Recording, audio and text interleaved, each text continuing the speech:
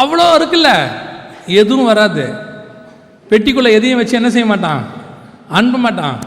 உங்களுக்கு நீங்கள் படுத்த பிறகு என்ன செய்வான் தெரியுமா, பெட்டியில் இருக்கிறதுலையே ரொம்ப சீப்பான புடவை ஒன்று கட்டி விடுவான்.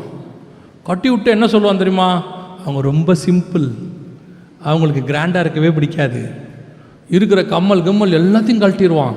அதை விட பெரிய கொடுமை, போட்டிருந்த கம்மல் மாதிரியே ஒரு டூப்ளிகேட் வாங்கி வச்சுருக்கான், உங்களை போட்டு அனுப்பிடுறான். நல்லா புரிஞ்சுக்கோங்க, நீங்கள் வச்சிருக்கிற எதுவும் பரலோகத்துக்கு வராது, ஒன்றுத்தையும் விட மாட்டான். ஆனால் நீங்கள் பரலோகத்துக்கு ஒன்றே ஒன்று பூமியிலேருந்து கொண்டு போக முடியும், நீங்கள் சம்பாதிக்கிற ஆத்மாவை தைரியமாய் கொண்டு போக முடியும். பரலோகத்தில் அது உங்கள் சொத்தாக இருக்கும், உங்கள் அசட்டாக காணப்படும்.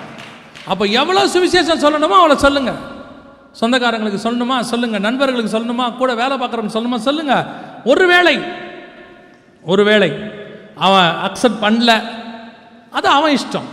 தண்ணி மேலே விதை போட வேண்டியது மட்டும்தான் நம்ம வேலை, விளைய செய்கிறது கர்த்தர்.